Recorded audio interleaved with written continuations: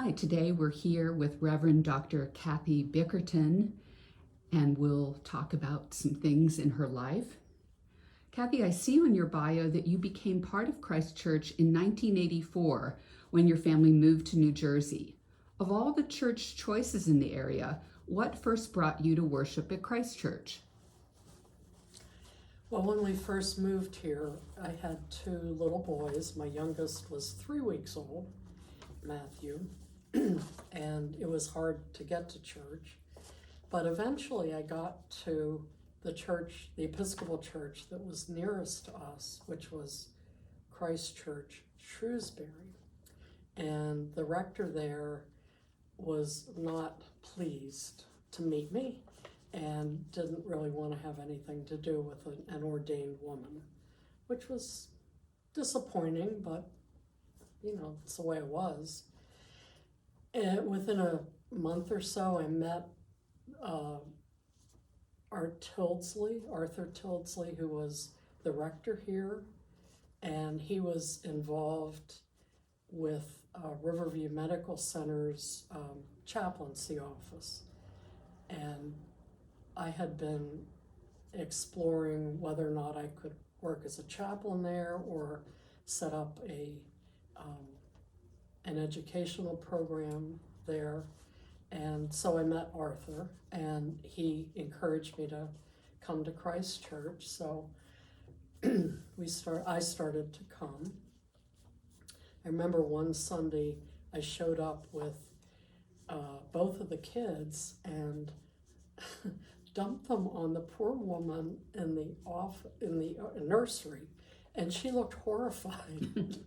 These were not kids she knew, and it was really kind of funny.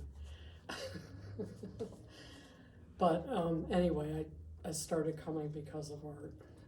We actually transferred here in November after we did Matthew's baptism at my previous congregation.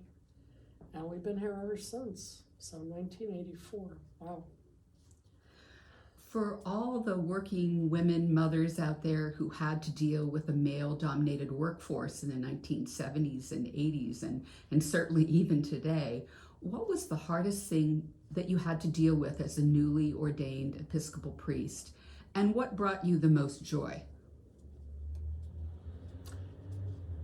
So I would say that the ordination process turned out to be rather fraught, which is a word that I don't speak often, but I use in writing sometimes, fraught, because it was difficult. When I went through seminary, the Episcopal Church was ordaining women as deacons, which all priests have to be deacons first, and usually 6 months after they're ordained as deacons, they become priests. It's called provisional ordination as a deacon. There are also permanent deacons, but that's a whole nother category. I was in the provisional category. And I was ordained in 1975 in Pittsburgh, which is where I was working at the time, where I was living and working.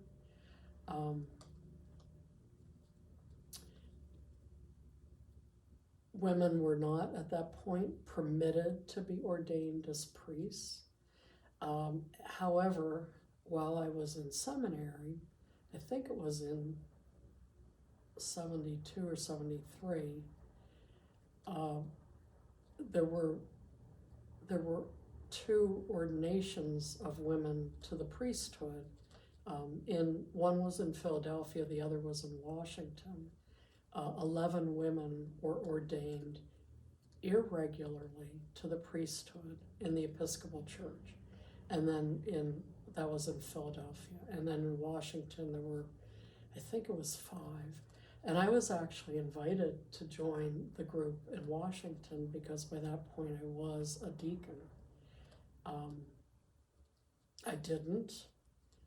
I think at that time I really wasn't ready to make that decision. I wasn't that frustrated. I wasn't really worried about whether or not the process would eventually work out. Maybe I should have been, but I wasn't. Maybe I was a little naive too. I was pretty young. So anyway, by 1976, the church, the Episcopal Church, voted to allow women to be ordained to the priesthood and also to become bishops, to be consecrated as bishops. So I was ordained as soon as that was permitted, which was in 1977. I was one of the first 50 regularly ordained women.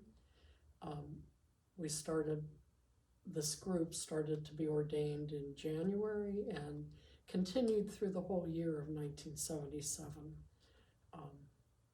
It was pretty exciting. And what made you decide to specialize in pastoral care and counseling?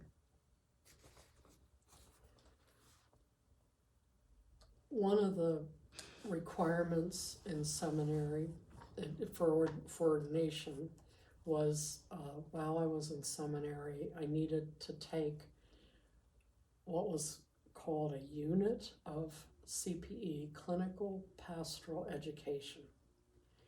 And I was going to seminary in Pittsburgh, and I found a program, a CPE program at a Woodville State Hospital, which was a massive hospital for severely psychiatric patients, severely ill psychiatric patients. And it was very much a long-term kind of place. So I applied, I was accepted into the program, and I went there every day through the summer. It was 10 weeks. And the truth is, I fell in love with the patients, and I actually also loved the process of the way we were learning, clinically learning. It was it was a new experience for me and really fascinating. So I completed that, and therefore the things that I needed for ordination were, when I graduated from seminary, all of that was completed, and I was eventually ordained.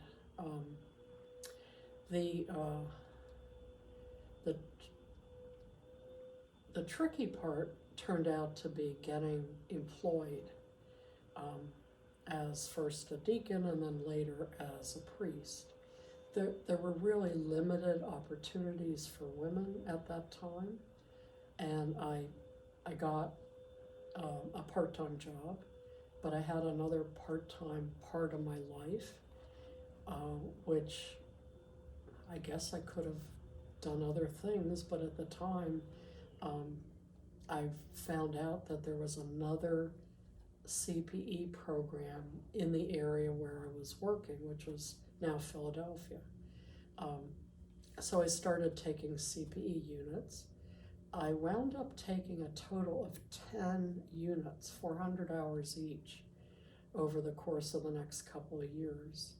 And that led me eventually into taking the training, the education to become a CPE supervisor myself, meaning educator. They changed the language a couple of years ago. An educator is probably a more accurate term for what we did. The thing I taught was pastoral care to people, seminarians, clergy, sometimes lay people, who wanted to learn how to provide pastoral care in an institutional setting, or as parish clergy visiting their parishioners in institutions like hospitals. And I did that for over 40 years in various places in Philadelphia and then later in New Jersey. And what changes do you see ahead, not just for our church, but churches as a whole? What gives you optimism about the future? I think the church, which is true of other institutions too, is suffering after the pandemic. Maybe it started before, but regardless, attendance is down and available numbers of clergy are down. That's affecting the seminaries, which are often merging and trying to some way or another keep afloat with lowered numbers of students attending. So that means that our pool of finding a new priest in charge or a new rector is going to be a little more limited than it has been in the past. And that worries me. It worries me a lot. However, I think God's hand is at work in all this, and I pray that we will find the right person for our church, our parish right now. Optimism, I think my main source of optimism actually is the strength and resilience of this parish. It's been through a number of difficult times over the past few years, including the pandemic, and survived, has come out the other end stronger, healthier. People are more active. It's not a gossipy, mean congregation. It's a very loving congregation, very supportive congregation. So that's my optimism. Thank you, Cathy, so much Sure. for being with us today.